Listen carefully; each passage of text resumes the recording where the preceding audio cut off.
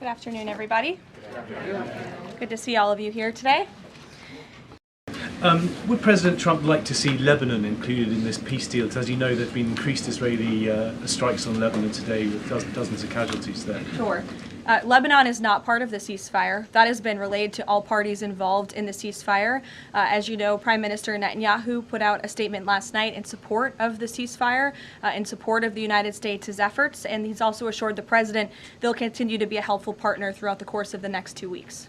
Is there any thought, though, that the president might like to see Lebanon included at a future date, given that it seems to be causing or potentially undermining the Iran ceasefire? Again, this will continue to be discussed, I am sure, between the President and Prime Minister Netanyahu, the United States and Israel, and all of the parties involved. But at this point in time, they're not included in the ceasefire deal. Jeff. Thank you.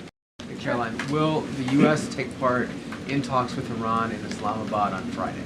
I can announce that the President is dispatching his negotiating team, led by the Vice President of the United States, JD Vance, Special Envoy Witkoff, and Mr. Kushner to Islamabad for talks this weekend. The first round of those talks will take place on Saturday morning local time, and we look forward to those in-person meetings. What role does the President see for the U.S. attacks from Israel? I mean, is there any concern that Netanyahu is trying to kill the ceasefire? The President spoke with Prime Minister Netanyahu last night, and in that private conversation, Prime Minister Netanyahu relayed exactly what he said to the world publicly, that he supports the President, and Israel remains a key ally and partner to the United States. They've been a tremendous partner over the course of the past 6 weeks, and we thank them for their heroic efforts as well. And the President had that conversation last night, and that was relayed to the world publicly as well. Reagan, go ahead. On Iran, it's been reported that the ceasefire was struck after the involvement of two unlikely factors, JD Vance and China. What role did those parties play in striking a deal? Well, Vice President Vance has played a very significant and a key role in this since the very beginning. Of course, he's the President's right-hand man. He is the Vice President of the United States. He's been involved in all of these discussions, and as I just announced, he'll be leading this new phase of negotiations in Islamabad later this week.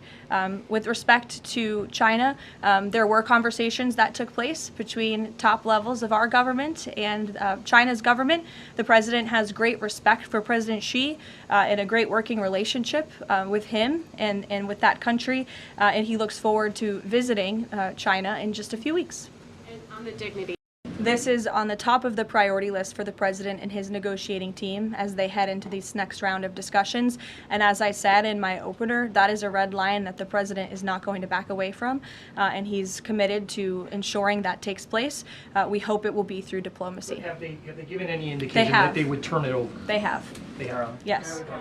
Trevor. The latest news out of Iran is that the air defenses have been that a nuclear war cannot be won and must never be fought. Is that still the view of this administration? For more such videos, subscribe to the Newsx YouTube channel, hit the bell icon.